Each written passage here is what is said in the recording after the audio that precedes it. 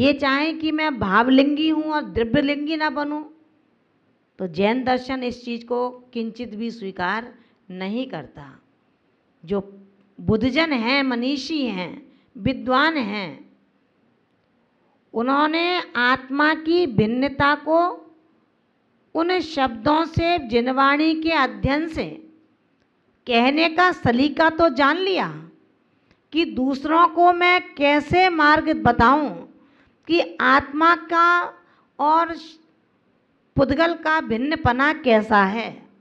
नाना उदाहरणों के माध्यम से हम उस शिक्षण को देने में तो निष्णात हैं, लेकिन शिक्षक देने वाला जो है वो अगर ये मान ले कि मैं शिक्षा देता देता ही सिद्धालय में पहुंच जाऊंगा, तो शायद ये उसके लिए एक बहुत बड़ी मूल में भूल सिद्ध होगी। कभी भी वस्त्र पहने पहने किसी ने उस शुद्धानुभव का अनुभव नहीं कर पाया। शुद्धानुभूति उसको ही होगी जो निर्गंध अवस्था को प्राप्त हो चुका है, जो श्रेणी आरोहण में लगा हुआ है।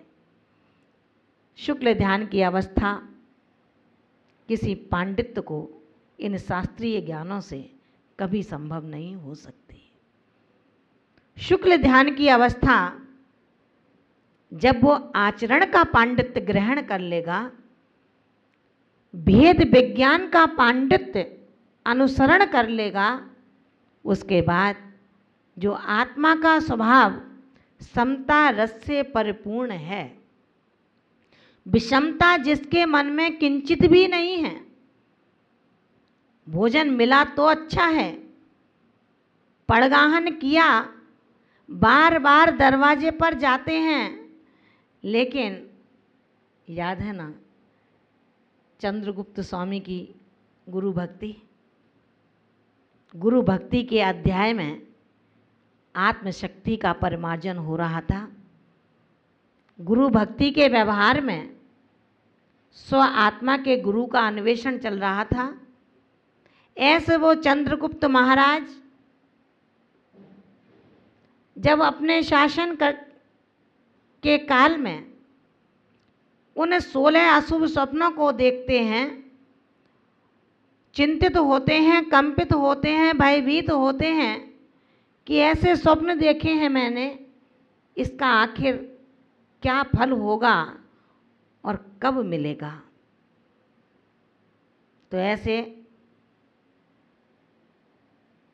भद्रबाहु स्वामी के चरणों में पहुंचते हैं कि गुरुदेव आप तो सब कुछ जानने वाले हैं, बता दो ना, मैंने ये स्वप्न देखे हैं, आखिर इन स्वप्नों का फल क्या होगा। उन सपनों को बताते हैं। वृक्ष से टहनी को टूटा देखते हैं, कहीं कहीं जल भरा है और शुष्क धरती पड़ी है, हाथी पर बंदर बैठा है। इन सब सपनों को जब देखते हैं तो भद्रबाहु स्वामी उसका फल बता देते हैं कि रे शासनाधिपति, विध्वंस का काल लग चुका है। ऊंचे ऊंचे पदों पर नीच कुल जाति के लोग स्थित होंगे। जो पानी कहीं कहीं भरा देखा है, इसका तात्पर्य है कि दक्षिण में धर्म रहेगा, बाकी यहाँ पर धर्म का अवसान होगा।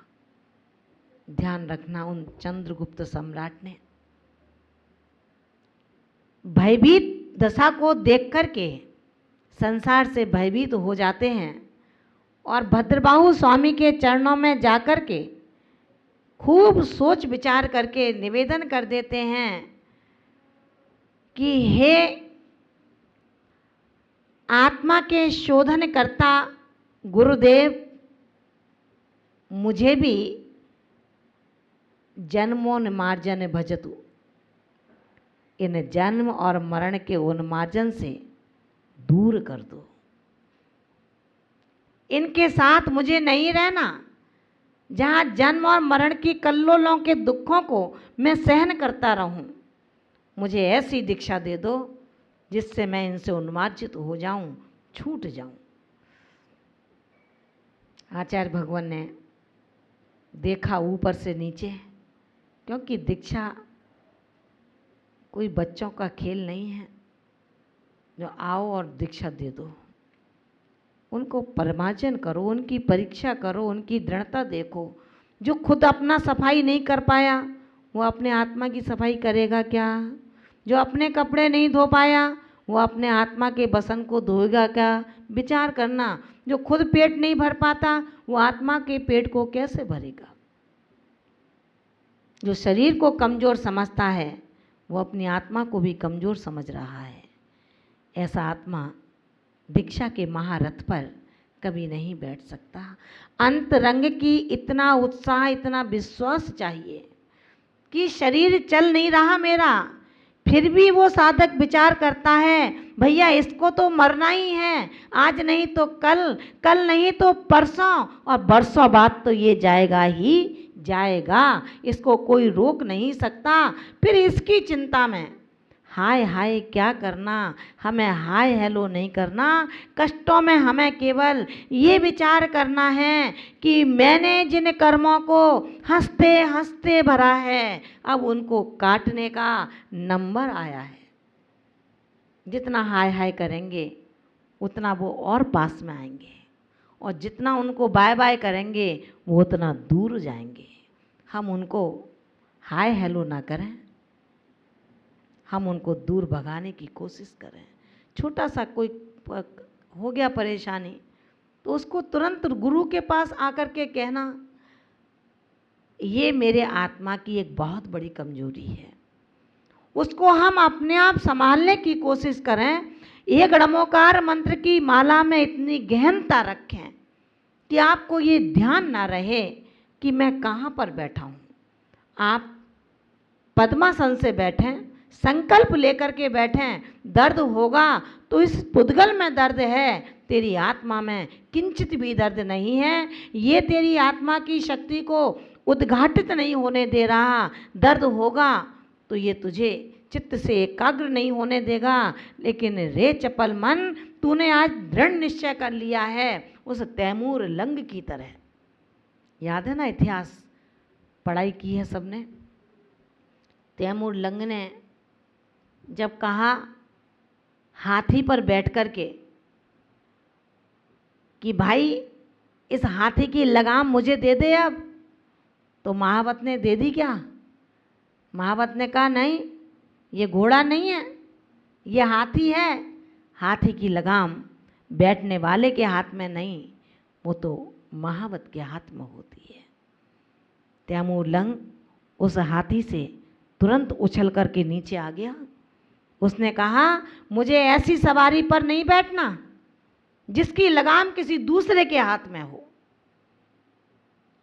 मुझे मेरे अपने जीवन की लगाम अपने हाथ में रखनी है। गुरु तो एक निमित्त है।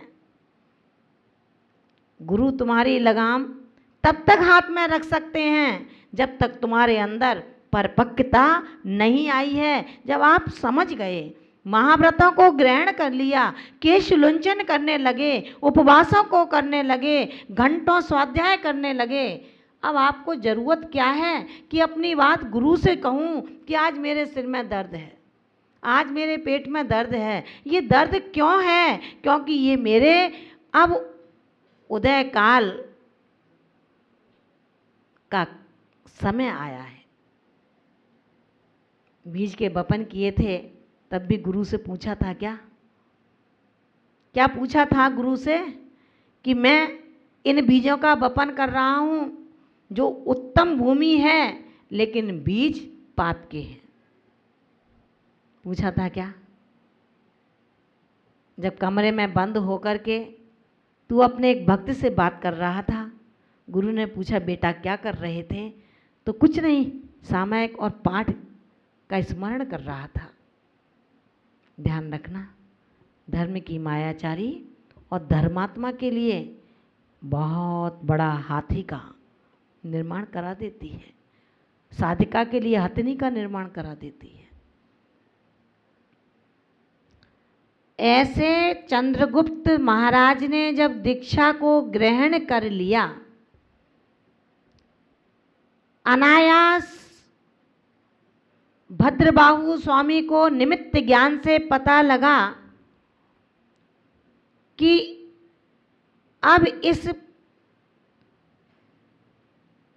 क्षेत्र में अकाल की एक भीषण स्थिति आने वाली है।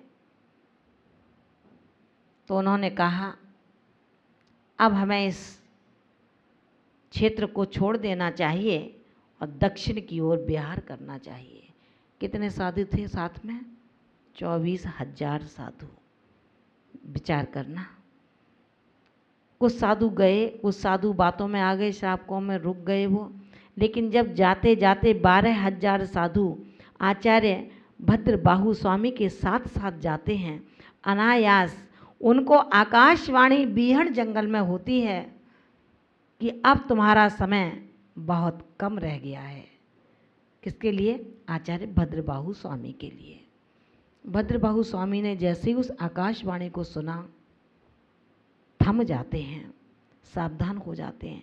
हाय हाय नहीं की, मैं चला जाऊंगा, जाना तो है ही, रोओगे तो भी जाना पड़ेगा, हंसोगे तो भी जाना पड़ेगा, खिलखिलाओगे तो भी जाना पड़ेगा, और बिलबिलाओगे तो भी जाना पड़ेगा। फिर क्यों बिलबिलाएं, क्यों हाय हाय करें? अपन भी मृत्यु महोत्सव मनाएं।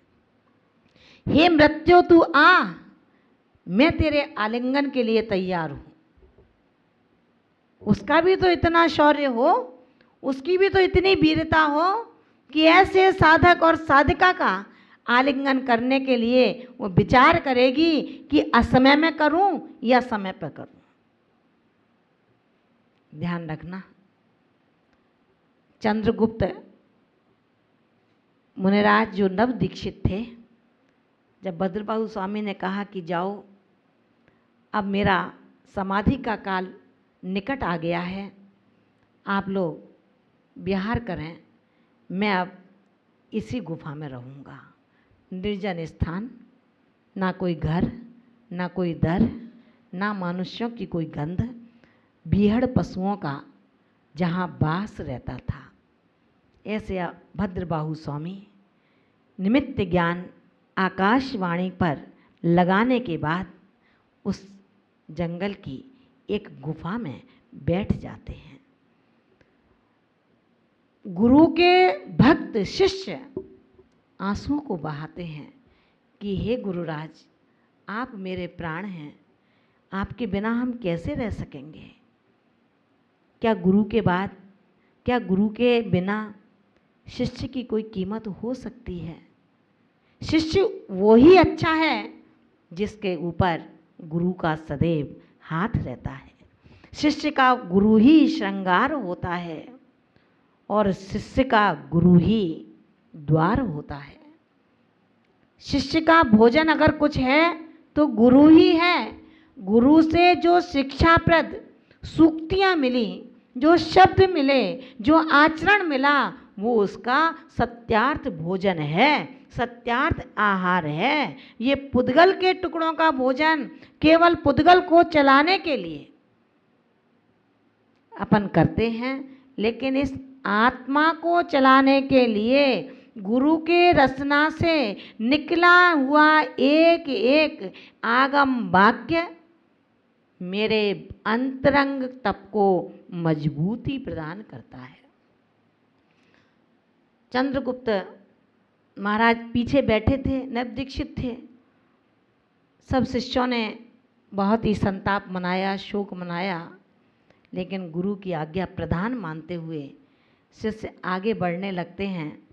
चंद्रगुप्त नवदीक्षित मुनिराज हाथ जोड़ करके नीची दृष्टि करे, आँखों से लज्जा नम्रता को दिखाते हैं।